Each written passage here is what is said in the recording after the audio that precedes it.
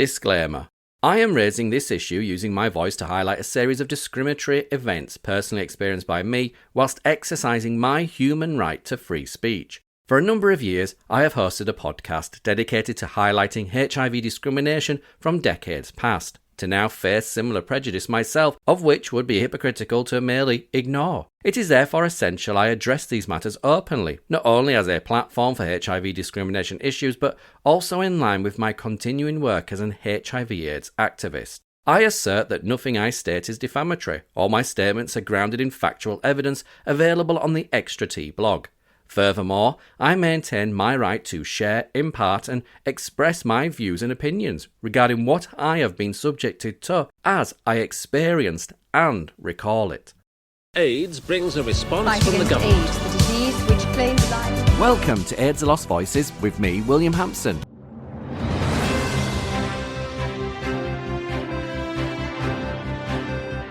We interrupt this episode to bring you some breaking news just coming in, and we're just hearing that William Hampson, host of the podcast AIDS: The Lost Voices, has been dismissed from his role at Fuller's Pubs, Barboy and Banker in London Bridge, following allegations that he made racist comments and was caught photographing female colleagues in low-cut tops, despite being an openly gay man. Fuller, Smith and Turner, who along with its representatives made these allegations against William Hampson, subsequently upheld these claims. Speaking to us outside the job centre today, William Hampson vehemently denied the allegations, insisting they were fabrications designed to facilitate his dismissal after he lodged a legal claim against the company in January 2025 for HIV/AIDS discrimination. He asserted that his sacking amounted to discrimination and the allegations were clearly a hate crime, attributing to his identity as a, quote, British, white and HIV positive. Emerging from the Dole office today, William Hampson stated his resolve to reveal what he described as a circus of errors, perpetuated by Fuller, Smith and Turner, maintaining that the entire episode was a calculated smear campaign. This is what he had to say. Excuse me, person with AIDS coming through, I'm highly infectious. I've said all I've got to say. If you want to hear the full story, then you need to check out my podcast, AIDS: The Lost Voices, with me, William Hampson. Roll it! Unearthing individual stories that reveal the human experiences behind the headlines. Join me as we seek to understand the complexities of a crisis that reshaped lives and challenged societal perceptions. Ready? Let's go. Fuller, Smith and Turner and its representatives claim that the alleged incident took place on the 2nd of April 2025, and we will proceed through the timeline of events as I experienced them, so there may be times when you're in the dark as much as I was, but in the interest of time, I will offer narration and expose Fuller's as we go along.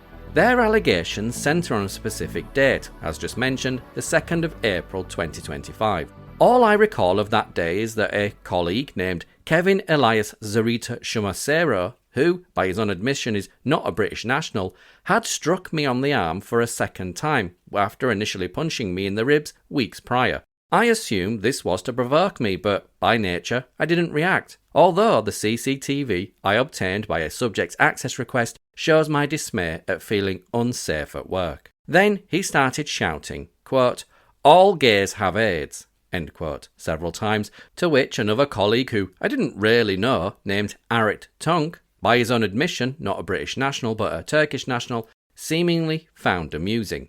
Likewise, Arit found it amusing when Kevin Elias Sarita Shomasero started shouting, quote, working with someone with AIDS is like working on death row, again and again and again.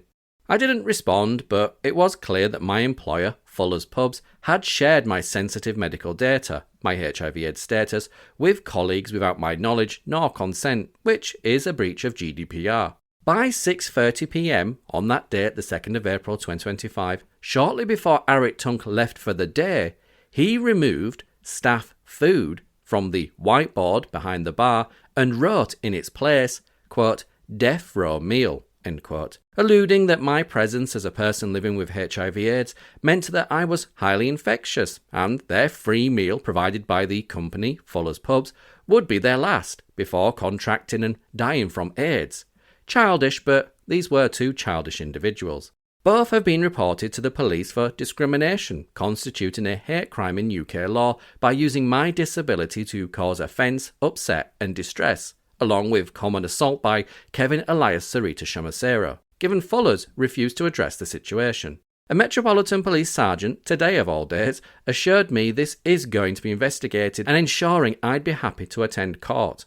So, that was what concerned me from the 2nd of April 2025, of which was reported to Fuller's Pub's HR department as a grievance. So much so, in the days that followed, I had to report sick, informing Fuller's that I was not physically ill or unwell, but I could not work in what they refused to address as an unsafe work environment. I was then signed off sick by my doctor on the 14th of April 2025 and, retrospectively, was never to return to the Barrowboy and Banker again. Then, fast forward to the 21st of May 2025. As I just shared, I was signed off sick by my doctor on the 14th of April 2025 as a consequence of the ongoing discrimination, bullying and harassment that Fuller's Pubs were refusing to address despite continually raising it with them directly and despite being physically assaulted. During that time of being signed off sick, I then suffer 2 TIAs, known as mini strokes, on the 24th of April 2025, where I'm admitted to hospital and which is said not to be caused by any biological means with my health nor lifestyle, but as diagnosed as being caused by, quote, prolonged work-related stress, end quote, and as a consequence, my sick leave is extended by my doctor. While recovering from these mini strokes and signed off sick, on the 21st of May 2025, the anniversary of my father's death, out of the blue, I received a, quote, suspension from work, end quote, letter, article 007, that you can see for yourself on the Extra T blog, from Ben Bullman Bell, General Manager of Fuller's George IV Pub in Chiswick. In 26 years of working, I had never been suspended, let alone for the alarming allegations that Ben Bullman Bell, representative of Fuller's Pubs, was levelling against me. The accusations were both unexpected, shocking and seriously distressing, especially as I was still recovering from 2 mini strokes caused by work-related stress. Anyhow, the letter reads, I write to confirm that you have been suspended from work on full pay on the 21st of May pending the outcome of an investigation into allegations of 1. Harassment, bullying, or discrimination of any nature, including on the grounds of sex, race, ethnic origin, religion or belief, marital status, age, sexual orientations, transsexuality, or disability, against colleagues, customers, visitors, or suppliers, or any other breach of the inclusion policy. This is in relation to an alleged incident on the 2nd of April 2025, where you allegedly told a fellow colleague to, quote, go back to your own country, end quote. 2. It is also alleged that you have taken photographs and/or recorded videos of fellow colleagues without their knowledge or consent. This conduct could constitute a serious breach of employee privacy, violates workplace policies regarding respectful and ethical behaviour, and may contravene applicable data protection and privacy laws. A thorough investigation will be carried out during the period of your suspension, and once this is completed, I will be in touch to advise you of the next stage in the procedure. I would expect to be able to contact you regarding the next stage within 7 days. In the meantime, if you require further information, do not hesitate to contact me, blah, blah, blah. Do you know, the bizarre thing is, I've already been signed off sick, and days earlier, I had emailed Fuller's after I'd received the diagnosis from the stroke specialist that I had absolutely zero intention in returning to the Barrowboy and Banker, and that they must move me to another pub, where they'd previously refused. Anyhow, that's the letter I received. I suspect that when someone genuinely has knowledge of an allegation, they are usually eager to attend any investigation in order to present their side of the story.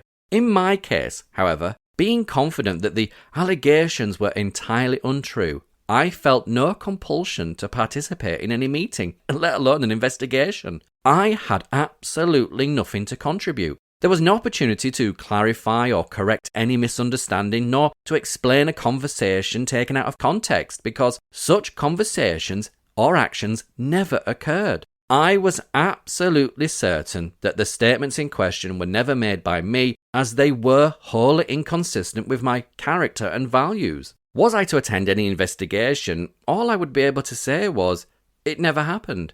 It never happened. It never happened. I wouldn't be able to expand beyond it never happened because it never happened. Anyhow, taking advice, it was emphasised to me that suspending me while on sick leave, particularly after I'd written to Fuller's to notify them of the injury caused by too many strokes resulting from their refusal to transfer me, was unjustifiable. By that stage, I had made it clear that I was not returning to Barboy and Banker, as I could no longer endure such appalling treatment, especially given that I had already raised grievances which Fuller's had actively frustrated. The suspension, therefore, appeared to be a deliberate attempt to humiliate me and fabricate a paper trail to undermine the ongoing employment tribunal claim. The very next day, on the 22nd of May 2025, I responded to Ben Bullman Bell's suspension letter and invitation to an investigation, where I stated, quote, I urge my employer to advise itself and or whomever has made such an allegation, if at all, to immediately report the incident to the Metropolitan Police as a hate crime. It is my view, as well as those advising me, that this allegation exceeds the scope and powers of investigation available to my employer. End quote. In essence, and retrospectively, my reporting Fuller's pubs and its representatives to the police, I in turn was referring myself to the police for investigation because I was confident that the allegations are malicious. I believed the police, being unbiased and equipped with the necessary powers and tools, were best placed to uncover the truth. Racial hate crimes must be investigated with the same seriousness as any other offences, such as a colleague reporting another for, say, upskirting or sexual assault. It will become clear why Fullers were reluctant to involve the police, no doubt to avoid exposure of serious flaws in their own conduct, as I have documented in these episodes. Ironically, the matter now rests with the police, as making such unfounded allegations against me, which have been proven here to be entirely false, constitutes a hate crime. Fuller's and its representatives used my protected characteristics, race, white, and nationality, British English, to perpetuate these acts. I am confident that the police will uncover the same reprehensible behaviour by Fuller's that I will expose in these two episodes. Then, on the 24th of May 2025, 2 days later, Ben Bullman Bell, representative for Fuller's Pubs, replied, quote, It is not my place or the company's to compel and force an individual to initiate action with the police regarding workplace allegations. That is an individual complainant's own decision which we will not interfere with. They have chosen in this instance to raise these issues with the company first, hence why we are looking into it now. End quote. Oh, do you know, it is beyond bizarre that Fuller's would not advise an accuser to report a serious allegation such as this to the police, especially given that the police are best placed to handle such matters. Nowhere did I suggest nor imply that they should, quote, compel, end quote, and or, quote, force, end quote, the accuser or accusers to do so.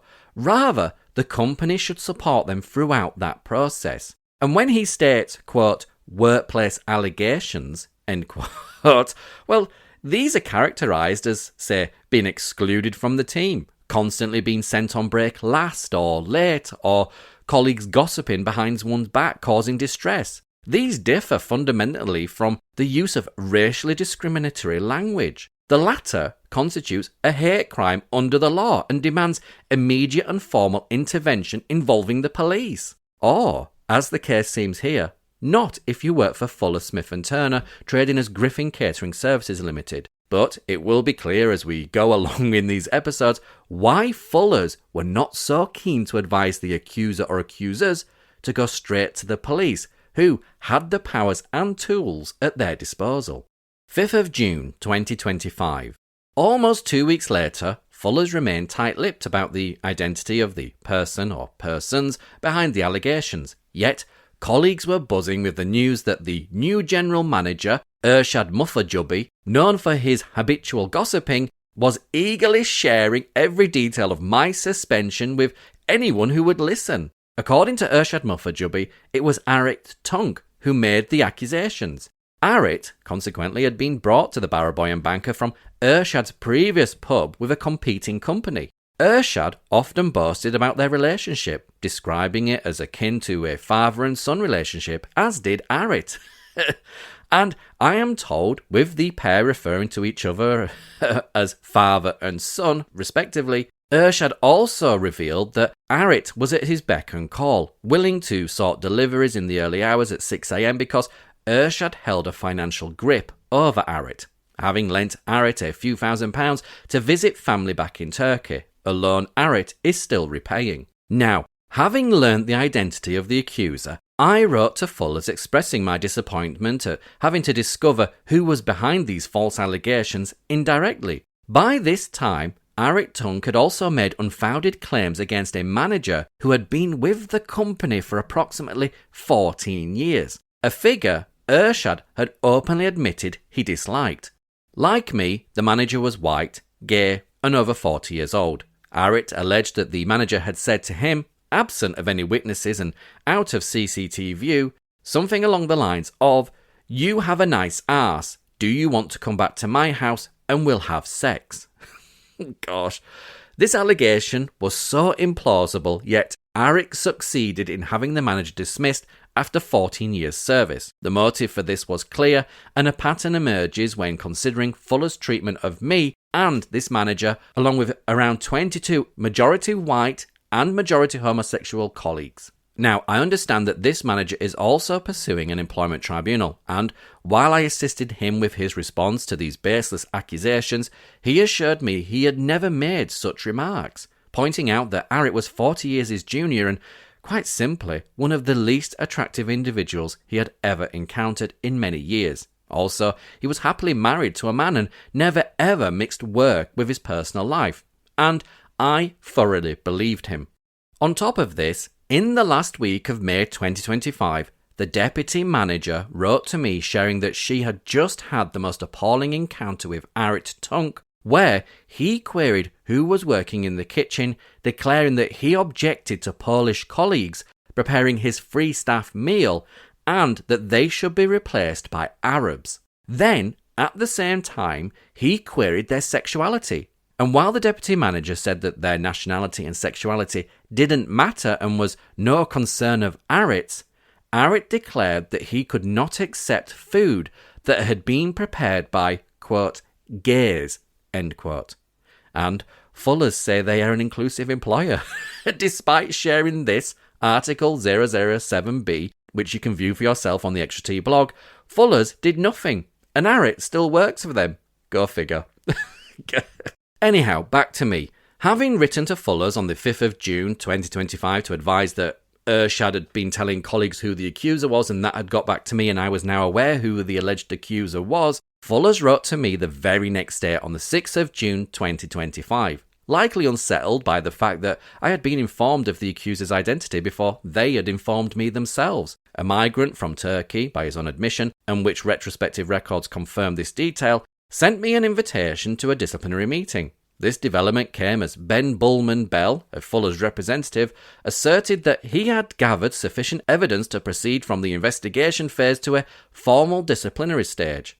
I was oddly excited because I knew this was a fabricated lie and that liars have to be smart, and without being discourteous, all those involved had and have demonstrated to be anything but smart. That's the nicest way I can put it. The disciplinary invite on the Extra T blog as Article 008, which you can also view and read along, states, I am writing to advise you that you are required to attend a disciplinary hearing. The details are as follows. 11th of June 2025, 2:30 p.m, the Crown Pub, London, N1.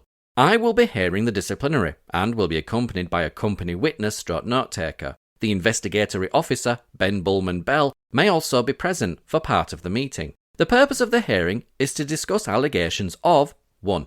Harassment, bullying, of discrimination of any nature, including on the grounds of sex, race, ethnic origin, religion or belief, marital status, age, sexual orientation, transsexuality or disability, against colleagues, customers, visitors or suppliers, or any other breach of the inclusion policy. This is in relation to an alleged incident on the 2nd of April 2025 where you allegedly told a fellow colleague to, quote, go back to your country, end quote. 2.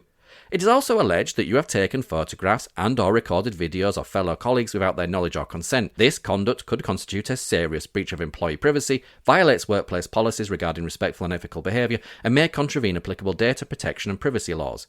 And now this is the interesting bit. You will also be forwarded the following documents to be considered at the hearing: company disciplinary policy, data protection policy, safety, care and respect policy, part 1, belonging and inclusion. It's got to be a joke. Safety, care and respect policy, part 2, harassment and bullying. An even bigger joke. Investigation report dated 2nd of June 2025. Complaint made by Arik Tunk dated 17th of April 2025. Minutes from meeting with Arik Tunk dated 29th of April 2025. Minutes from meeting with Kamara Greenidge Reid dated 29th of April 2025. Minutes from the meeting with Naveen Kumar dated 2nd of May 2025. Email from yourself dated 29th of April 2025. Video taken by you dated 28th of April 2025. And just to highlight here, 28th of April 2025, I was signed off sick from the 14th of April. Hello. Basic mathematics. Disciplinary meeting minutes from Paulo Esteves dated 30th of April 2025. Statement from former employee Milan Ivanov. As this hearing may result in disciplinary action being taken against you, up to and including your dismissal from the company, you are entitled to be accompanied at the hearing. This can be a fellow employee or an official employee trained by union, blah blah blah blah. Jim Hughes, Operations Manager, CC Ben Bullman Bell. So, as we heard towards the end there, Fuller's stated that they intended to send their list of evidence, but no email containing the alleged evidence followed their disciplinary invitation. Aware that it was a Friday, and recognising, as I'm sure you are listening, that their apparent strategy to delay, perhaps to induce worry and distress over the weekend, as detailed in Article 009, that you can go check out yourself on the Extra T blog, I took the initiative to email and inquire directly whilst highlighting what I knew was going to happen, where I stated, quote, "Please confirm when you intend to forward your bundle, evidence, to support your claims. I trust it will be the end of today," end quote, meaning the end of Friday. Oh, and you know, it's so boring when you just know what's going to happen, because I was right. No response came, no evidence came.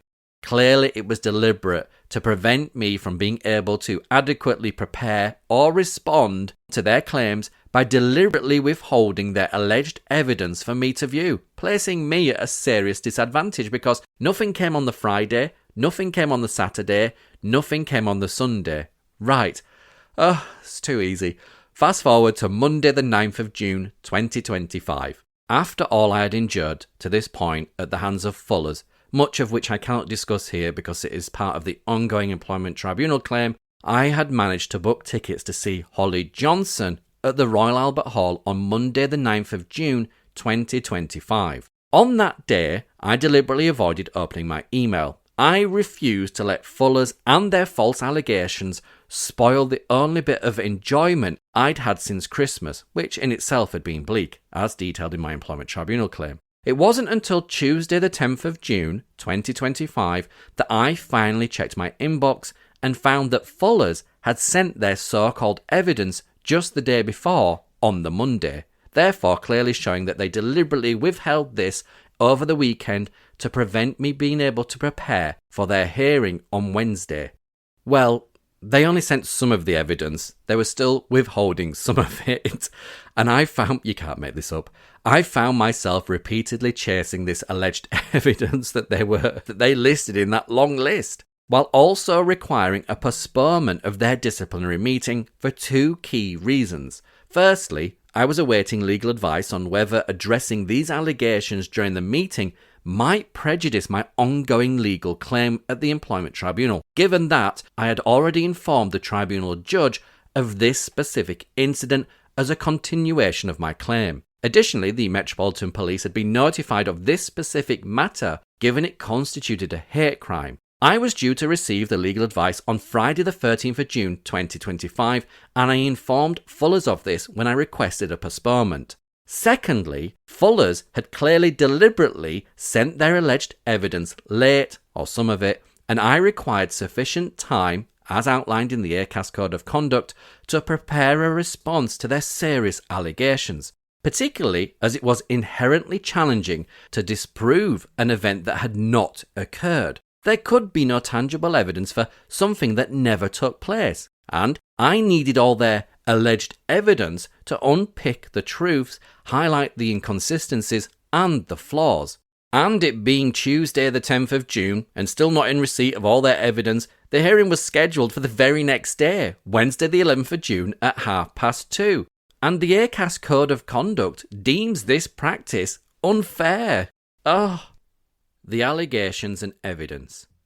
Anyhow, let's unpick what Fuller's and its representatives sent and claim, because I suspect it'll make you gasp and giggle at the sheer idiocy of these people. Their statements are riddled with contradictions and a remarkable lack of awareness, presenting arguments so flimsy they barely warrant our time. Yet this exposes a troubling reality. Discrimination still festers beneath the surface of Fuller's, Smith and Turner, especially in today's climate, fraught with tensions over illegal and economic migrants, the Lucy Connolly case, for example, and disputes surrounding the St. George and Union Jack flags. This incident, which constitutes a hate crime under UK law, reveals the discrimination I endured for being HIV positive, a protected characteristic, and for carrying out a protected act, by way of making a legal claim for such discrimination. And now these allegations by Fuller's and its representatives were clearly a tactic to push me out of the business, for Fuller's to enact a form of revenge, but alarmingly, they resorted to attacking my race and nationality in the process, both protected characteristics, as part of this vulgar smear. The blend of misplaced confidence and ill-conceived explanations makes for a comical spectacle, leaving me, and no doubt you, the listeners, equally bewildered yet entertained by the sheer ineptitudes of Fuller, Smith and Turner and its representatives, who are all involved. Let's start with Eric Tunk's complaint, which is dated the 17th of April 2025, 15 days after the date of the alleged incident, and you can view and read along by clicking Article 010, which reads, quote, "To whom it may concern, I am writing this with a heavy heart regarding something that happened at work between myself and a colleague. The venue," we don't call it venues, anyhow, "the venue wasn't even particularly busy at the time. There were a few people standing around the bar, drinking and chatting as usual. If I am not wrong, it was on the 2nd of April, a bit after 4 p.m. Out of nowhere, a customer came up to the bar and handed his glass to William. What happened next left me completely stunned. William turned to me while walking towards the glass washer and said, quote, 'People from your country are lazy,' end quote. And then added that I, quote, 'might as well go back to your country,' end quote, before walking off like nothing happened. I cannot express how hurtful, degrading, and humiliating that moment was for me. I felt completely disrespected and singled out, not just as an employee, but as a human being. That kind of language doesn't just hurt in the moment, it lingers. It made me feel like I didn't belong here, like no matter how hard I work, I'll still be judged for where I come from. The emotional toll this took on me was so intense that I couldn't bring myself to come to work for 2 days afterwards. I was genuinely shaken. This wasn't just a rude comment, it was a deeply personal attack on my identity, and it left me feeling worthless and isolated. Millen and Kamara were present and briefly heard what happened. I truly hope their accounts can help support what I'm saying, though even writing this is painful enough. I'm asking, genuinely, for this to be taken seriously. No one should ever be spoken to like that, especially not in a professional environment. I would like to know what steps will be taken to address this and make sure this kind of behaviour doesn't continue. Thank you for taking the time to read this. I hope I can continue to work in an environment where respect and dignity are not just expected but actively protected. Sincerely, Arit Tunk, bar staff, 17/04/2025. End quote. Oh my god. What theatrics. I don't know what your thoughts are, but the emotional padding seems like a deliberate attempt to evoke sympathy from the reader, potentially diverting the attention away from the substance of the allegation itself, which, although there is no substance there, we're going to prove that it's entirely false, it's a pack of lies. But it appears designed to provoke an emotional response that might overshadow critical engagement with the facts presented, or in this case, the lies.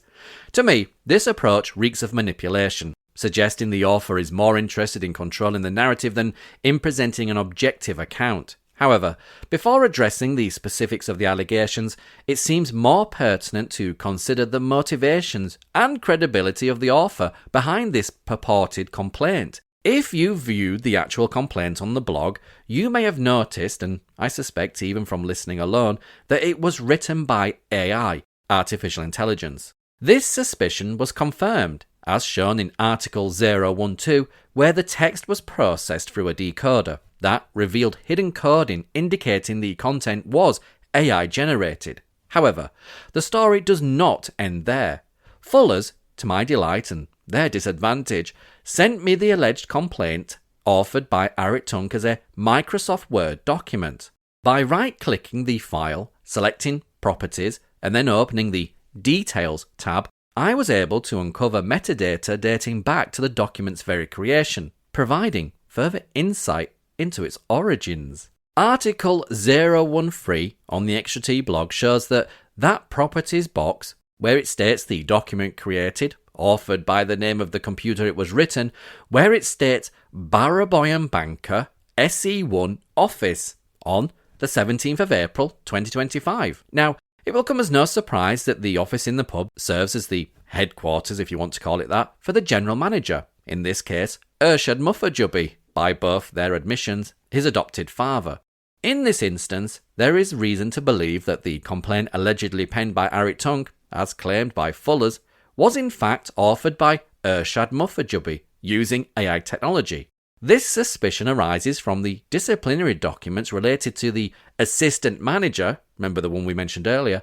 Ershad Muffajubbi acted as the lead investigator in that matter, and upon examining Ershad's investigation report in regards to that manager, it became evident that the text he wrote in his report was also AI generated, a fact confirmed by running that text from that document through a decoding tool, which revealed matching code that was revealed in Arit Tunk's complaint against me.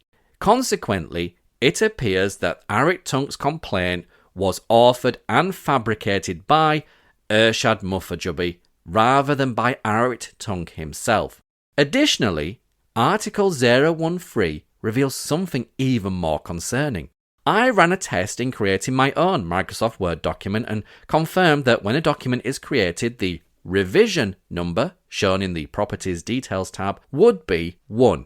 Article 013 shows that this complaint, allegedly written by Arit Tunk, was subjected to 2 revisions and was last saved by someone named Nishfar Dillon, who, surprisingly, works in the HR department for Fuller Smith & Turner as a HR advisor.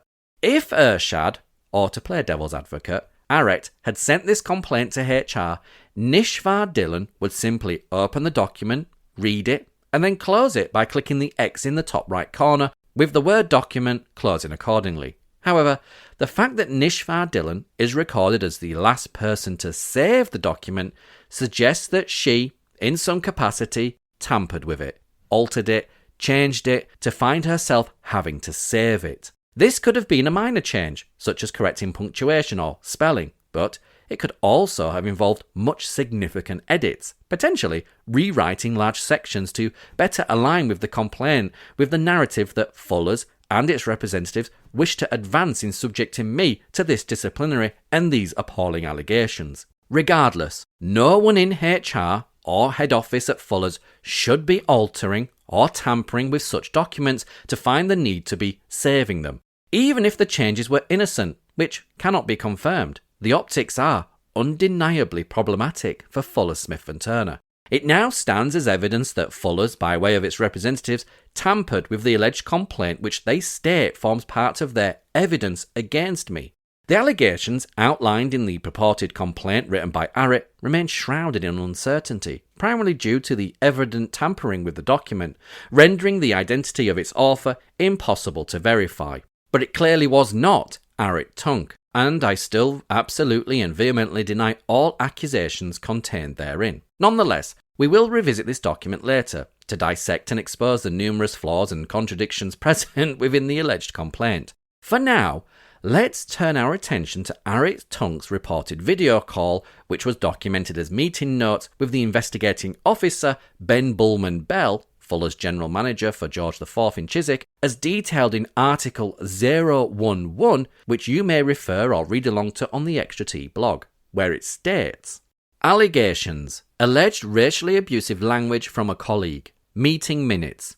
Ben Bullman Bell, general manager at George IV Chiswick, been asked to look into the grievance raised relating to alleged racial comments made by William. I will be typing notes through the meeting. I have been provided with statements from yourself and Kamara. Could you run me through what happened on the day?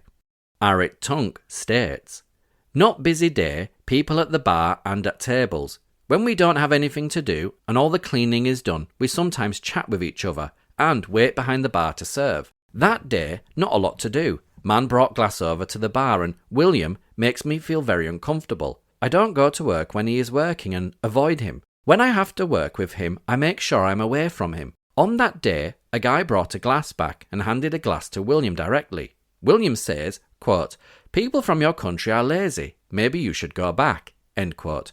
Couldn't believe it. Kamara and I looked at each other and she just started laughing, so assume she heard it. Day goes by and still in shock. Been living here for years and shocked by it. Won't allow something like that. I love the diversity in the pub and the environment and what I love about Fuller's. Was at another pub company and it wasn't like that. Interesting he says that because the last pub company he worked at was with Irshad Muffajobi. Anyhow, GM, general manager, has hired a real blended team from different backgrounds. William making comments about people's smell due to their background. Ben Bullman Bell. Heard William making other comments? Arrett Tunk. Absolutely, all the time. People just are scared to comment on it, or they just ignore it and they try and move on. He takes pictures of my food and my till. I don't eat fish, so just asked for chips for food and he claims he wouldn't be allowed to and claims he is being discriminated against. He's come into work acting like nothing's happened and acts like he owns the place. Oh, please. He has no respect for us and other people. Had to tell general manager about it because it shocked me so much. He makes me feel like I can't go to the pub when I'm off, and he is there, and uncomfortable in work. Ben Bullman Bell. Looking into, so hope you can see how serious we are taking it. Arrett Tunk. Irshad found it on CCTV when it happened and can see him saying it. He's looking for a reaction or a reason to get one of us. Ben Bullman Bell. He takes pictures of your till and work? Arrett Tunk. Yes, he did. I asked the other team why he was doing that. Ben Bullman Bell. Not given him permission around that? Arrett Tunk. Of course not. He was taking pictures of me through shift. When he comes in, he only talks to English team members. Always tries to catch us out or ignoring us. He is always on his phone at work while we are working away. Oh. He takes photos of everything. Oh man, it is really weird and not sure why. Ben Bullman Bell. William Hampson only interacts with certain team members that you perceive as racially motivated. Is that right? Arrett Tunk. Absolutely. He only talks to Megan and someone else, ignores the rest of us or makes comments. Naveen walked past and he made comments on BO, body odour. Ben Bullman Bell. Anything further after he made that comment to you? Arrett Tunk. He acted like it was all natural and gone about things as if there has been no impact on me and others. He just didn't need to say it. Saying people from your country is so wrong. He barely speaks to me even when I introduce myself to him. Just dismissed me and walked off. Hasn't ever apologised for it to me. Ben Bullman Bell. Heard William Hampson make other comments? Arrett Tunk. So many things. He does it all the time. He chews gum at work. haven't chewed gum since high school and I'm now 42. He chews gum at work, always has his phone out. We have a staff uniform guidelines and he doesn't follow that. He just wears what he wants and no one says anything. It should be a family at work and we respect each other in what we do and say. Ben Bullman Bell. Anyone else I should speak to? Arik Tung. Maybe speak to Naveen as well, who might talk to you about it. I would hope they will have the courage to talk to you about it all. Ben Bullman Bell. Anything else you would like to add? Arik Tung. Nothing at this point. Oh, do you know what an absolute crock of shit? And we're going to unpick it. It is impossible to include every contradiction and flaw in Arik's allegations into this single podcast. But here are a few of the most significant contradictions, flaws, basically lies within Arik's testimony. In relation to the allegations that I made this discriminatory verbal statement, Arik Tung, representative of Fuller's Pubs, stated in his initial complaint, quote, Millen and Kamara were present and heard briefly what happened, end quote. Now, in the interest of time, I'm slightly jumping the gun a little, as Fuller's refused to send me the CCTV footage that they claim supported their allegations, and I was forced to make a subject access request while the disciplinary process was ongoing, because they were withholding this CCTV footage. And that footage was not provided until the day after Fuller's dismissed me, sacked me. However, the CCTV footage from the time of the incident clearly contradicts theirs and Arik's claims. As Arik testified, quote, Millen and Kamara were present and heard briefly what happened, end quote, is an absolute lie. Millen is not visible anywhere on the bar during the entire length of the CCTV footage, which was timestamped at 16:29 on the 2nd of April 2025.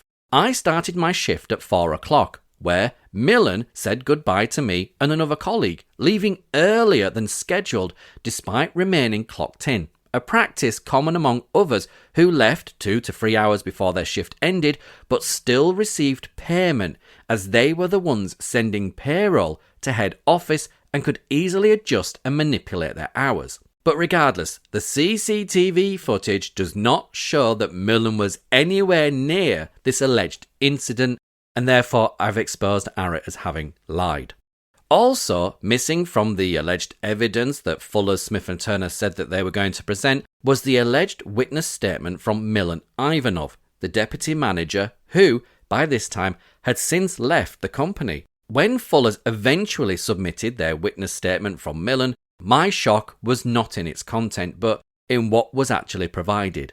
Article 020 on the Extra T blog, dated the 11th of June 2025, features a heavily cropped WhatsApp chat showing only a speech bubble with no accompanying name, photo, telephone number, or any other identifying details to confirm its origin from Milan Ivanov, Fuller's purported witness. This raises significant issue for Fuller's, as such evidence falls short of the standard of reliability outlined by ACAS and indeed the law. Presenting such an incomplete and unverified piece of evidence, allegedly, risks considerable ridicule in court, despite Fuller's claims of reliance upon it. It could have easily been sent by one colleague to another, hence why it's been heavily cropped as not to reveal the true identity of the sender. However, my reference of it actually highlights serious contradictions to Arik's testimony. CCTV, as I've mentioned, shows that Milan Ivanov was not present, as Arik claimed, and this dubiously cropped speech bubble confirms he was not present, where, whoever wrote this, states, quote, on the 2nd of April, Arik reported to me and stated that he had a conversation with a colleague named William. During this interaction, Arik alleges that William made a racially discriminatory comment, specifically telling him to, quote, go back to his country, end quote. Arik expressed that he found the comment to be racist, offensive, and deeply inappropriate in a professional setting. Regards, Milan. So this alleged statement from Milan starts off by stating, quote, on the 2nd of April, Arik reported to me, end quote. So this clearly shows that Milan didn't hear it because despite Arik's claims, this person alleged to be Milan, by his own admission, is stating that he was not present. But let's play along anyway. So, this alleged statement contradicts Arrett's testimony and exposes him as having lied, given he said that Milan and Kamara were there and heard it. The more pressing question is why Milan Ivanov, a deputy manager known for his bolshy and confrontational nature, did not confront me directly if Arrett had indeed reported this incident to him while still in the building, even though Milan had already left. Milan's silence strongly proves that this incident never happened. Arrett had never reported anything to Milan on the 2nd of April 2025 because there was no incident to report. And to support that, I also requested from Fuller's the paper trail reflecting any notes or escalations made by Milan regarding Arrett's allegations. Considering that Fuller's continually repeat this inclusion policy and this alleged commitment to a call-it-out charter on racism and discrimination and Milan's 11-year tenure with Fuller's Pubs ending as a deputy manager, no records were produced, further proving that these allegations are unfounded and without merit and that Milan was coerced into providing false witness testimony, if it is indeed Milan, that Fuller's said they relied upon. You also have to ask, why did it take Arrett Tunk and others concerned who claimed they heard me make these alleged statements, Kamara, Naveen, Milan, a full 15 days to raise this complaint on the 17th of April 2025, following this supposed incident? It is inconceivable that 5 individuals, all of whom undertook training with Fuller's emphasising the importance of calling out racism and discrimination, would remain silent, especially when they were all so incestuously friendly with each other. It's just... no. It just doesn't make any sense, and there was even an anonymous online platform available to report such concerns. Furthermore, Naveen Kumar, by his own admission, is a family relation to the general manager, Ershad Muffajubi. Kamara also had close ties, as did Arrett Tunk, who openly claimed they called each other father and son. All 3 had been brought to the Baraboy and Banga from Ershad's previous establishment with a rival company. Yet, for those 15 days, not a single one of them spoke out or broke their silence. Why? Because it never happened. It took this group of absolute idiots 15 days either to concoct this baseless allegation or to be coerced by Fuller's HR department, and even now, none of their stories align or remain consistent. As Judge Judy says, because what you're saying doesn't make sense, and if something doesn't make sense, it's not true. The next inconsistency, lie, with Arrett Tunk's witness testimony is that he has claimed I made a racial statement and that, in short, I am a racist, where Fuller's investigating officer Ben Bullman Bell asks Arrett, quote, William Hampson only interacts with certain team members that you perceive as racially motivated. Is that right? End quote. Where we heard Arrett Tunk in his witness testimony reply, quote, absolutely. He only talks to Megan and someone else, ignores the rest of us or makes comments. Naveen walked past and he made comments on BO, body odour, end quote. Oh, I mean, you know what's coming. I'm about to expose Arrett Tunk as having lied yet again. His repeated fabrications have become a predictable pattern, undermining any credibility he might once have claimed. This latest falsehood is just another example of his willingness to distort any truth, even though there's no truth about it, for personal gain, disregarding the impact it has on those involved. As for remarks about Naveen and BO, body odour, store that for a minute, because it will come up in Naveen's witness statement where he confirms that comment was allegedly made by someone else and not me. He even brought a grievance against that person. But anyway, store that for a minute. So, Arrett Tunk claims I only spoke to Megan, and for your benefit, Megan was a university student studying psychology. She'd have a fucking field day with these morons. And she was white and had a middle-class English accent, working part-time with shifts that very rarely overlapped with mine, as you are about to hear. With allegations like these, and you will hear with others, I began to question who I actually worked with. In this instance, upon reading Arrett's claims, I could only remember working with Megan last November 2024. Arrett, however, started with the company around February 2025, so how could he make such an assertion? Even more concerning was his alarming statement that I was, quote, racially motivated, end quote, in choosing whom I spoke to at work. To clarify, I spoke to anybody and everybody at work without discrimination, regardless of colour, race or nationality. The team rota was being shared in the work group chat, and despite asking the general manager, Urshad Muffajubbi, to be added to that team chat so I could be in receipt of the team rota like everybody else, he said no. See Article 015B. Therefore, when these allegations were slung at me, I wrote to Fuller's requesting the weekly team rota, which was typically published on a very basic and mundane Excel spreadsheet showing the shifts colleagues were scheduled to work. Over an hour later, however, in what I suspect was a mix of haste and contempt for my request, Fuller's sent me the actual timesheets instead. These detailed sheets included the entire team, some names unfamiliar to me, complete with full names which I believe may constitute a breach of GDPR. Again, more importantly, the timesheets contained the precise clock in and clock out times of every single colleague. This information has proven to be invaluable, as it detailed the actual hours worked by colleagues and was presumably used for payroll purposes, rather than the Excel spreadsheet I had initially asked for, which only forecasted the shifts colleagues were expected to cover and didn't highlight if colleagues had called in sick or not bothered to turn up on those specific days.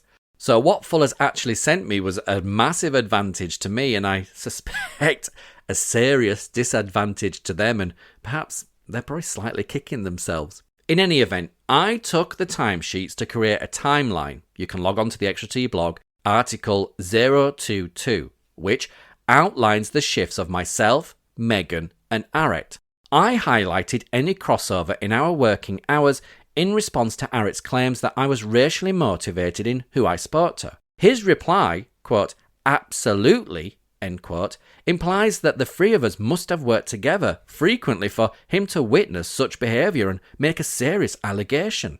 However, as Article 022 clearly demonstrates, Megan and I worked together on Thursday the 13th of March 2025 for 4 hours and 5 minutes, during which Aret was not present, as it was his day off. Then, the following day, I completed a shift alongside Megan and other colleagues for around 8 hours. Aret was again not working alongside us, having clocked off at 3 o'clock, while I clocked in at 14:59, so 3 o'clock myself. As he's finishing his shift, I'm starting my shift. Therefore, this evidence conclusively shows that Aret, Megan, and I have not worked together at the same time, undermining the basis of his serious and unfounded allegations made by him while representing Fuller, Smith and Turner. Basically, in short, Aret has lied. And what did he say again? To quote Aret Tung, quote, he only talks to Megan and someone else, end quote. The hesitancy in naming the, quote, someone else, end quote, is telling, no? He was able to identify Megan immediately, highlighting her as the first white British individual that came to his mind, despite the fact that the three of us, as I've just proven, have never worked together. This vague reference to a mysterious, quote, someone else, end quote, reeks of a flimsy fabrication. It suggests an idiot caught off guard, attempting to cover his tracks but failing to come up with a credible name under pressure. The slip reveals his nervousness while lying, and surely means Ben Bullman Bell, Fuller's investigator, must have pressed Aret for a specific identity, and yet Aret is unable to state one, because his vague answer betrays the lie he's trying to maintain. Yes, you know what's coming. Because what you're saying doesn't make sense. And if something doesn't make sense, it's not true. The timesheets also played another crucial role in exposing Aret Tung as a liar and making over dramatic claims to try and give credence to his false claims against me around me with regards to my own race and national identity. Aret Tung, in both his initial complaint and the minutes of his meeting with Fuller's investigator Ben Bullman Bell, Aret made statements such as, quote, William makes me feel very uncomfortable. I don't go to work when he is working and avoid him. When I have to work with him, I make sure I am away from him. End quote. Quote, he comes into work acting like nothing's happened and acts like he owns the place. He has no respect for us and other people. End quote. Quote, he makes me feel like I can't go to the pub when I'm off and is there and uncomfortable in work. End quote. And it just goes on and on and on. Quote, he was taking pictures of me through shift. When he comes in, he only talks to English team members, always tries to catch us out or ignoring us. He's always on his phone at work while we are working away. End quote. I mean, Arit's giving all this amazing insight, and there is so many of these quotes about me and him working together, and there is going to be a point that comes to this, as I'm sure you're aware, you know what's coming. But anyway, 2 more final quotes. He states, quote, he barely speaks to me, even when I introduce myself to him, just dismissed me and walked off, hasn't ever apologised for it to me, end quote. Quote, he chews gum in work, always has his phone out. We have a staff uniform guidelines and he doesn't follow that. He just wears what he wants and no one says anything. End quote. Oh, do you know, it's so sad he clearly doesn't like me or has been coerced into making such claims. But do you know what I find strange is the timesheet timeline that shows when me and Arit Tung worked together.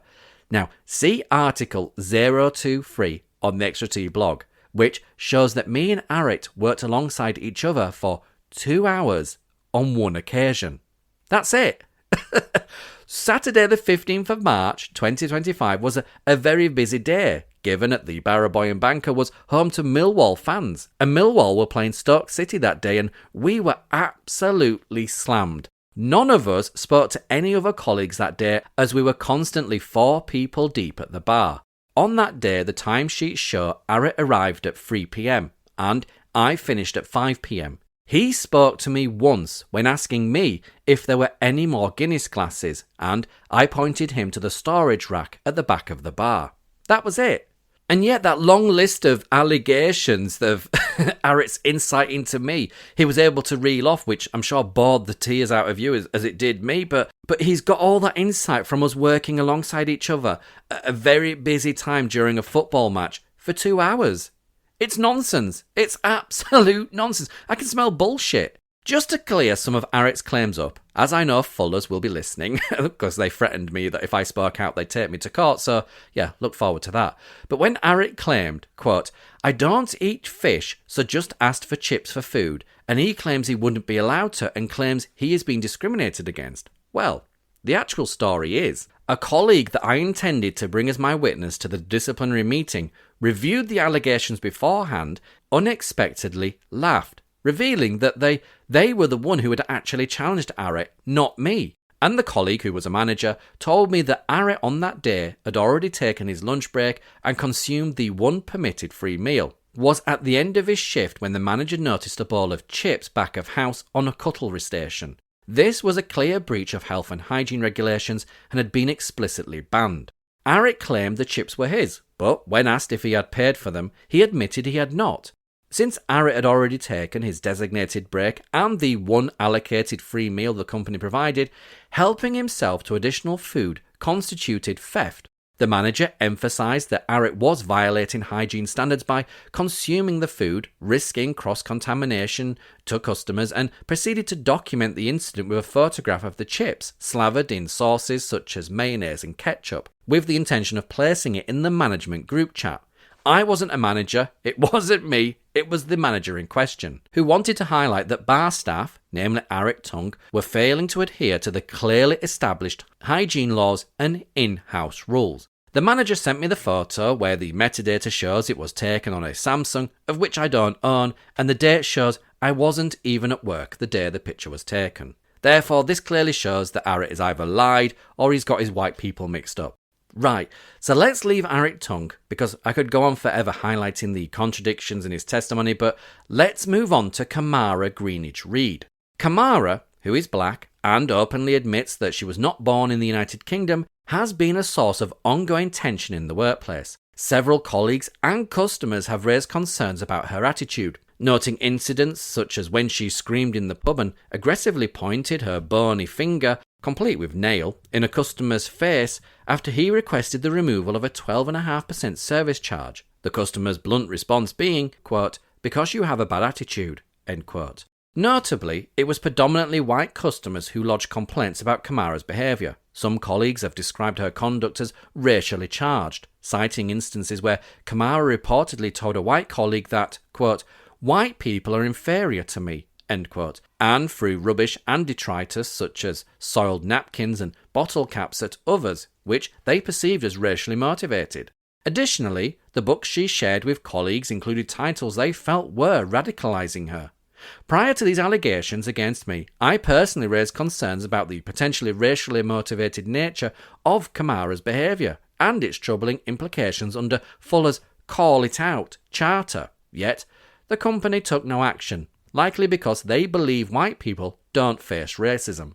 So, let's see what shite Kamara stated in her witness testimony, and to save time, I'll offer insight and narration as we read through it. General Manager at the George IV Chiswick, being asked to look into the grievance raised relating to alleged racial comments made by William.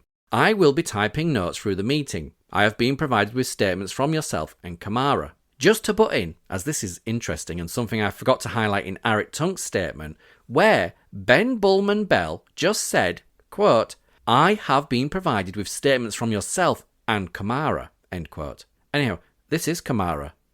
What an idiot. But also, where are these alleged statements that Eric and Kamara provided? Why have I not seen them? Is it because they differ significantly to the testimony given here because their stories are based on lies and liars have to have very good memories? You see, when you have a truthful story, you don't have to have a good memory. Anyhow, let's press on. Ben Bullman Bell. Could you run me through what happened on the day? Kamara Greenidge Reed. Me and Arit were at the bar. All I saw was someone walk past me and make a comment. Quote, you people are lazy. Why don't you go back to your country? End quote. Didn't know how to react. Smiled uncomfortably. Minding my own business, and then someone makes that comment about it. Didn't know if it was to me or Arit. Intimidating, and couldn't believe that someone would say something like that. Ben Bullman Bell. To clarify, you mean Will? Kamara Greenidge Reed. Yes. Firstly, going from Kamara's testimony, why would you smile? Especially when I and other colleagues had raised concerns about Kamara's racist behaviours and her track record with customer complaints because she was a very aggressive young person. Also, jumping the gun, the CCTV that Fullers were withholding from me and only came into my possession after I was dismissed shows that as I passed Kamara, my lips and mouth weren't moving. Also, I couldn't have made the statements that she and Arit allege in the 2.3 seconds that I am seen in the CCTV footage passing the pair, and also the start times that I started to make this alleged statements differ between the pair. Anyhow, she goes on to dig herself a bigger hole. Kamara Greenidge Reed. First interaction I had with him seemed pointed. Wasn't wearing the correct uniform, so didn't know who he was. This is fun. This is funny because there was no uniform. She wore long-sleeved dark jumpers. So did I. What on earth is she going on about? But this, I suspect, is Fuller's trying to create a paper trail to form a defence at the employment tribunal that me wearing practically the same as Kamara and every other colleague, apart from those that were wearing t-shirts, long-sleeved plain sweater and jeans were causing confusion with the team. Wrong. What an absolute idiot. And she continues, just say, quote, oh, you're Kamara, end quote. Didn't know if he was implying that others were talking about me. She is, to a degree, correct here, although her recollection is completely off. I came on shift, went back of house to check the whiteboard to see what role I had been assigned. I had been assigned bar. I could see other names also assigned on the bar. I could see several people who I had not met before. Myself, 42 years old, with 26 years working on the front line of hospitality and hospitality management, I didn't need to remain silent and ignore people until someone introduced us. I was confident enough to introduce myself. Kamara was stood in the middle of the bar with her legs crossed and her arms up her sleeves. I approached her and in a more buoyant manner than permits of someone who is English and of a Yorkshire accent. Hey, very American, you must be Kamara. And she gave me the dirtiest of looks. She was not impressed, and it was bizarre. I can't even recall when I've ever had a reaction like that. And I've spent most of my working years in guest relations management. I am confident I have honed the skill of diplomacy and not taken reactions such as this personally. I mean, £12.21 an hour, it wasn't that deep. So I asked, "Are you Kamara?" In fear I'd got the wrong person, given her reaction, to which she replied, "Yes," flared her nostrils and walked off. And, to a degree, she was right. I had been warned about her. I was advised to be careful of her because colleagues had collectively informed me she was racist towards white people, including Europeans such as Polish colleagues. I was advised she was extremely close to Ershad, the general manager, and that a pattern had been noted that only white customers had either asked her to remove the service charge given the poor service she had given them, or had verbally complained to manager on shift that her attitude was dire, and colleagues deemed this to be because she held racist views towards white people. In any event, I wasn't interested, I didn't care, I left her to it, and I went on to introduce myself to others, and they were a lot more welcoming. Anyhow, she goes on to moan, ever the actress. Atrocious, more like. Anyway, Kamara Greenwich Reed, she goes on to state, "Wasn't nice to receive." What the fuck is she going on about? Second interaction, new menu. Not everyone was aware about it. So when William came, guest asked for new menu item and I knew he wouldn't know, so I offered to show him. He cut me off and said I'm not speaking to you and asked Paolo on it. Why would I not know? I'm not fucking stupid, darling. Oh, man. But there is a ring of truth to what she's saying in regards to this event, but her recollection of this very event is incredibly different. The pub had just changed the menu, and instead of editing the old menu on the till as all their competitors would that I've worked for do, they created a new button for the new menu when it came to sandwiches. A customer asked for a sandwich, and when I clicked on sandwiches, the only one they were asking for wasn't on the menu. I was looking at the old sandwich menu. The assistant manager was pouring a pint next to me, and I said, "Here, where's the new menu?" And as he finished pouring the pint, Kamara came between us as our arms were pressing against each other given we were that close, barged me out of the way, making me lose my footing that I tripped to my side several times before I regained my balance. As Kamara started to press the buttons on my till, I agreed, trying to be somewhat helpful. The assistant manager, Paolo, said to her, quote, "Kamara, darling, mind your business and continue serving your own customer. William asked for my assistance, not yours," end quote. For Kamara to state, quote, "and I knew he wouldn't know," end quote, is disingenuous, as I have worked for all the major competitors, Green Kings, Stonegate, Mitchells and Butlers, and we use the same system, and have been subjected to seasonal menu changes, where items can be found in the same place as the old ones. Further, given her dismissiveness, when I had previously introduced myself and now she was seemingly trying to help me, was attempt to try and assert her dominance or authority, although she had none. Anyhow, she goes on. "He was very dismissive and rude towards me. Second time we had spoken, so caught me off guard and was shocking.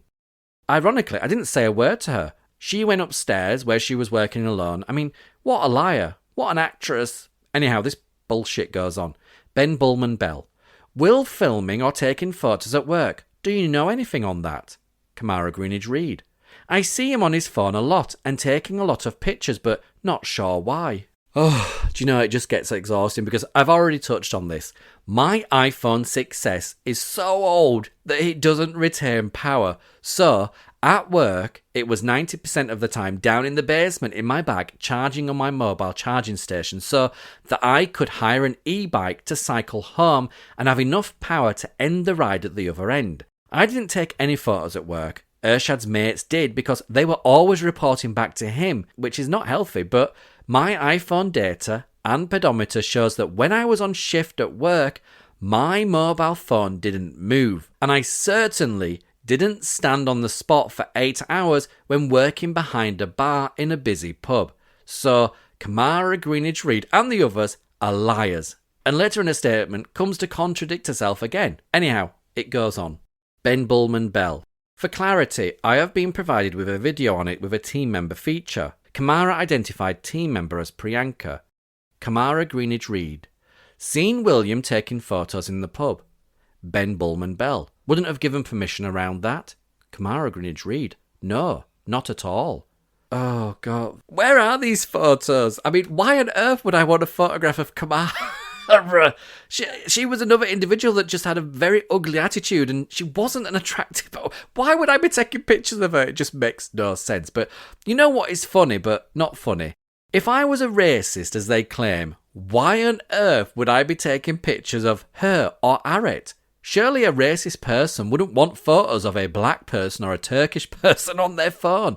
And what was I doing with these photos? Oh man. Also, this'll work you with Kamara's testimonies is sending you to sleep. This video of Priyanka that Fuller's claim was filmed by me, they claim was filmed on 28th of April 2025, and Fuller's claim it was filmed by me. Ready? Brace yourself. I was signed off sick on the 14th of April 2025, then suspended, then dismissed. So from the 14th of April 2025 to the present day that I'm recording these episodes, I have never set foot in the Baraboy and Banker. But if you think that I'm stupid, I resent it. Can someone please explain? Can you see the level of stupidity I'm up against? I mean, how thick is Fuller's and its representative Ben Bullman Bell? I mean, come on, wake up. How stupid are you? In this instance, Fuller's have a burden of proof to prove I did something, yet here they accuse me of filming a colleague when it was it was impossible that I could be there in the pub back of house to make the film because I was signed off sick on the 14th of April 2025 and have never stepped foot in the place since that date, let alone been on shift on the 28th of April to film this footage. It's impossible. God. But yes, the footage did pass through my hands because when they were making these allegations against the assistant manager of racism, where he too was white, gay and over 40, characteristics that did not sit with Fuller's or their new manager Ershad Muffajubi, Priyanka, Naveen, who you've heard of briefly, and Aloof Manushad, can see the pattern here, made these false allegations. I can confidently say, quote, false allegations because Priyanka approached me when a colleague told her to seek my advice, to say that she had lied in making a complaint against the assistant manager. She informed me that Naveen had forced her to lie, threatening her with her job to make these false complaints against the assistant manager of 14 years. I told Priyanka that she needed to approach Fuller's and retract her complaint to which she said she had, but was threatened that she would lose her job for having made a false complaint. Therefore, to save her job, she should stick with the complaint that she's made. Priyanka was in such a panic, she was so distressed, she called in sick, and she also confided in several other colleagues about what was happening to her. Another colleague, in support of the assistant manager, captured the footage of Priyanka on her mobile phone back of house when she should have been working. This was so common that it was affecting business and causing upset with the team, who said that they were being paid to work while Priyanka felt she was being paid to talk to family back at home in India. I therefore asked, and still retain, the WhatsApp message of me asking to be in receipt of the video so that we could include it in the evidence bundle to assist the assistant manager as he defended these allegations. But it was impossible for me to have filmed the footage on the 28th of April 2025 as Fuller's allege because I was signed off sick from work from the 14th of April. Anyhow, back to Kamara. Ben Bullman Bell. General relationship with William. Kamara Greenwich Reed. Normally I am upstairs and he is elsewhere. Normally I work solo up there with a walkie-talkie to ask for things I need. So my interactions are limited. Normally overlap at shift swaps. I don't speak to him or engage as such. I keep myself to myself. I wouldn't feel comfortable asking him for help.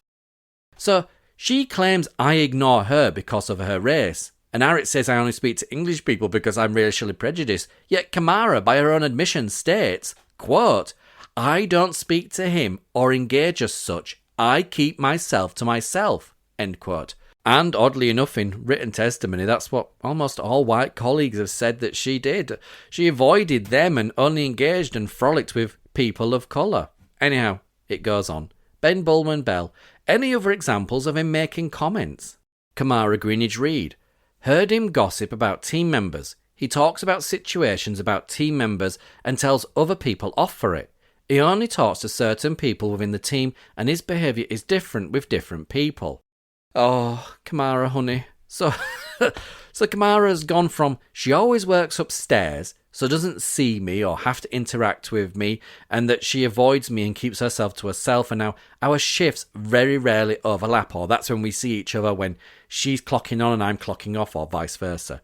Yet she's able to give all this detailed insight, which is clearly utter bullshit. I can't say that I gossiped about anybody. I went to work, had a good time. I suspect if she did see me getting along with colleagues, it was because many said I was fun to work with and we got on well. Perhaps something she was jealous of. As for telling people off, honestly, anyone who knows me, even worked with me in my management roles, it's not my style to tell people off, berate them or humiliate them. And Fuller's were paying me £12.21 an hour. I wasn't a supervisor, I was a bar person. I had absolutely no interest in raising anything with anybody or telling anybody off for anything.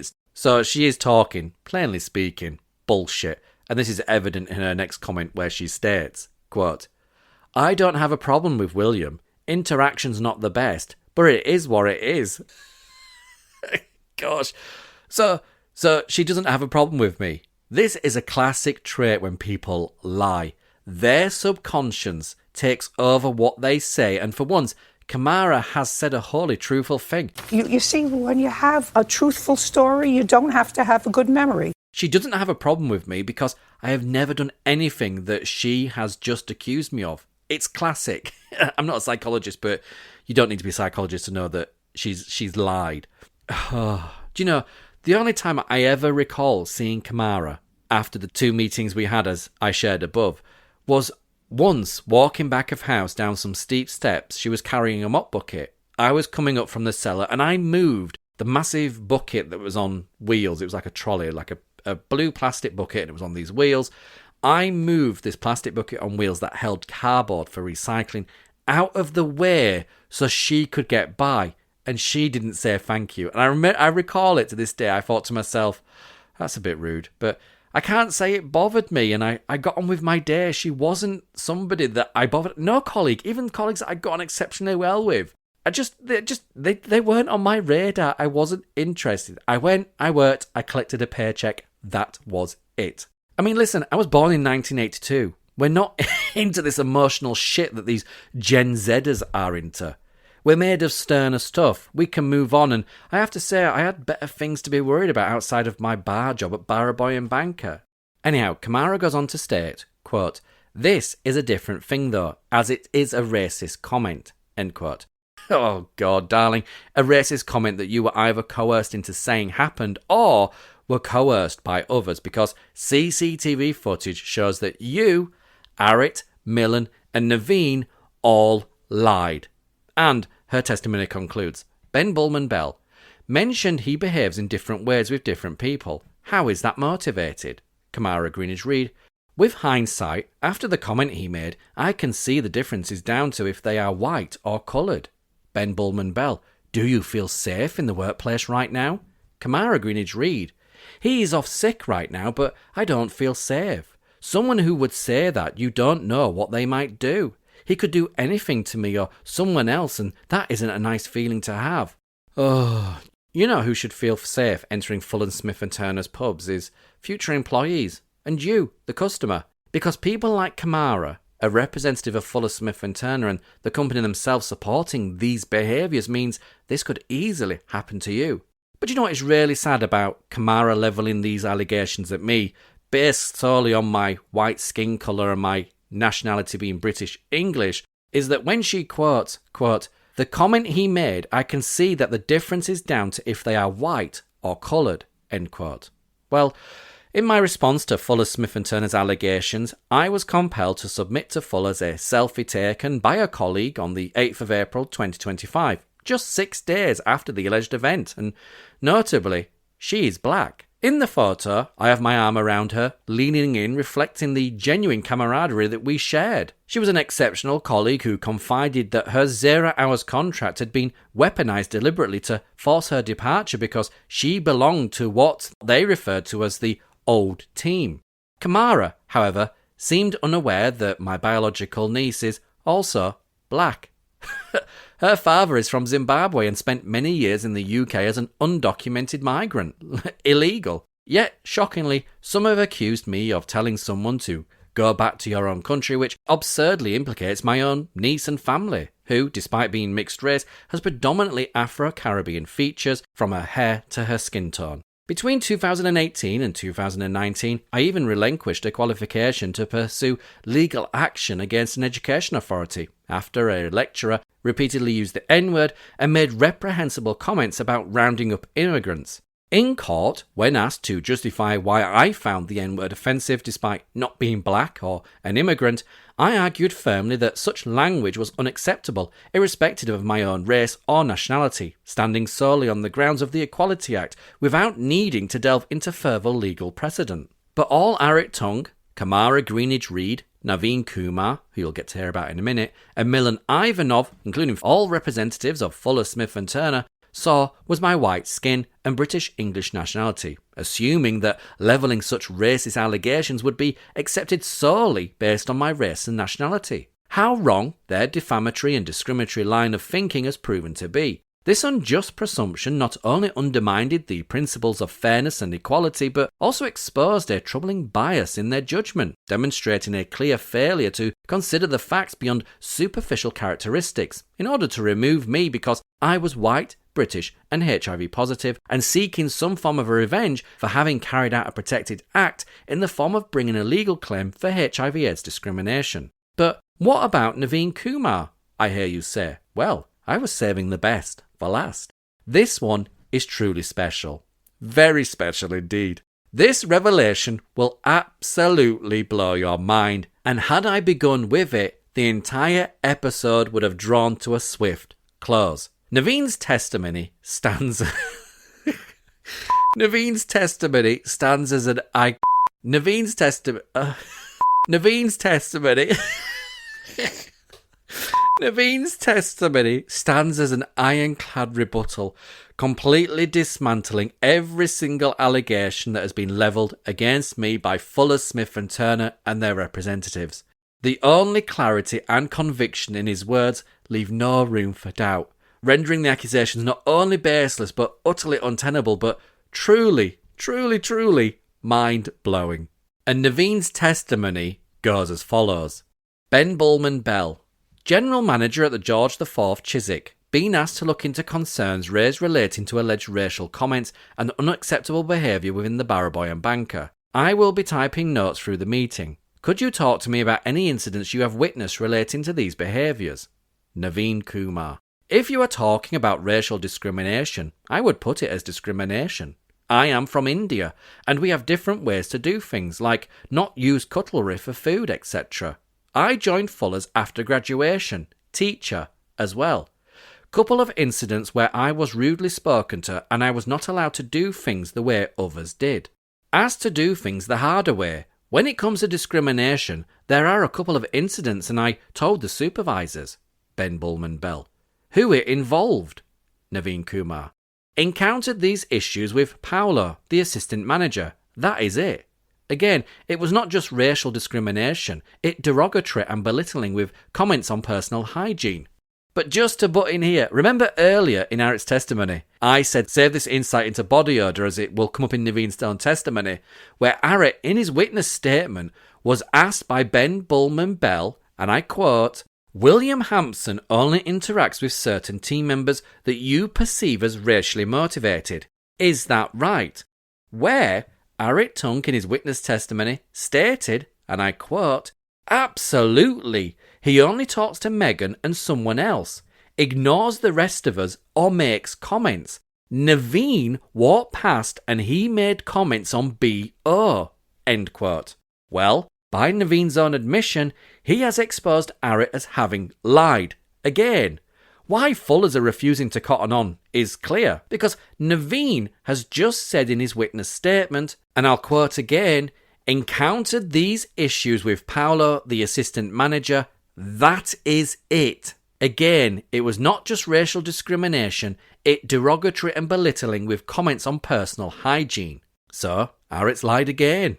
Yeah, they're ditzy, the two of them. Yeah. You are dumber than the dumbest person who watches this program. These two are morons. Either you're just not listening or you're both dumb as a bucket of rocks.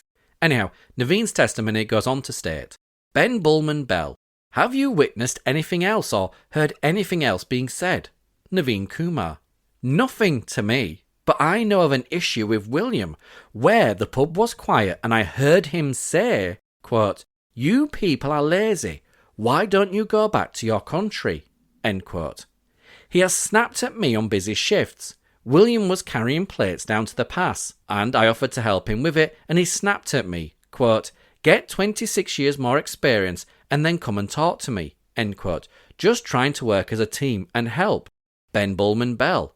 Did you hear the, quote, "lazy," end quote, comment made? Naveen Kumar.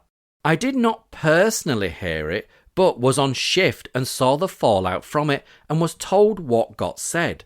Ben Bullman Bell. Anything else to add? Naveen Kumar. In reference to this, not much to add. I would just like to have a friendly atmosphere to work in where I feel safe and will be more efficient and better at my job. We use the lift to set up the upstairs bar, and I have been made to walk everything upstairs, meaning have to carry ice, stock, etc., all the stairs to get there. Only person who is made to do this. Have to work hard. Only issues are with Paolo in terms of what is said with comments on my personal hygiene. End quote. So, you heard it from the horse's mouth. That Aritz claims that I made personal remarks about Naveen's personal hygiene in his witness statement was a big fat lie. Arit Tunk is a liar, and Naveen confirms that. There are so many inconsistencies with his testimony that nobody corroborates anything he says, except the alleged discriminatory statement. So, as a reminder of the wording of this alleged racist statement, allegedly made by me, I want you to listen to the variations in the statement. Arit claims, "People from your country are lazy. Maybe you should go back." Kamara claims, "You people are lazy. Why don't you go back to your country?" Naveen, "You people are lazy. Why don't you go back to your country?"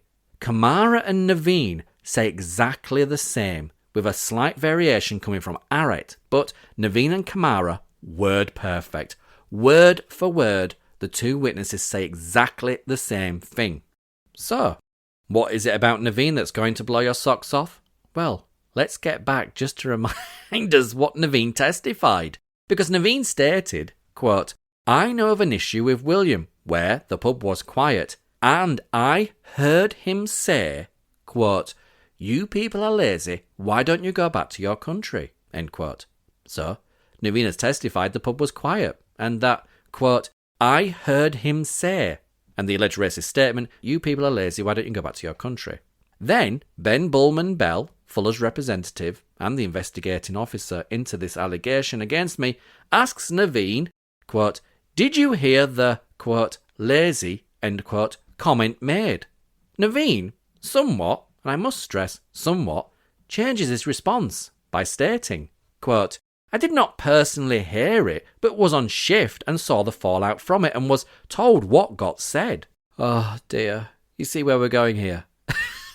I said earlier that liars have to have good memory to recall what the lie is they told previously, but it is a bit concerning, for Naveen anyway, who seemingly has the memory of a goldfish to recall what he said only seconds earlier, given he is now saying, quote, "I did not personally hear it," and then goes on to state, "but was on shift and saw the fallout." Oh, Naveen, either you heard it and you've stated it verbatim, same as Kamara, or you didn't hear it. Which is it to be? While Naveen is uncertain if he heard the alleged statement that Arit Tunk and Kamara Greenwich Reed claim I made on the 2nd of April 2025 at around 14:30 in the afternoon, as confirmed by Arit Tunk and the CCTV footage, is irrelevant because Naveen, by his own admission, was there at the time of the alleged incident, according to his own testimony.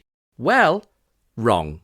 Going back to those timesheets that I'm assuming Fuller's must just regret sending me, they show that colleagues having clocked in and out. See article 022 on the Extra T blog.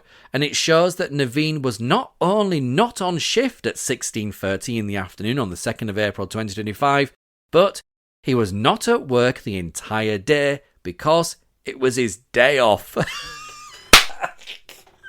Oh, how on earth can Naveen claim to have not only been there, but also state that he heard the alleged statement and was able to quote it verbatim word for word like Kamara and almost word for word as Arik claimed when he wasn't there to hear it.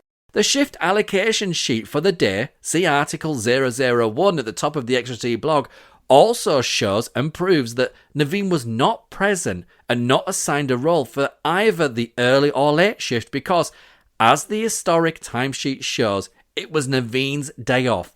Naveen on the 2nd of April didn't clock in and didn't clock out because he wasn't at work, he wasn't there, he didn't hear it.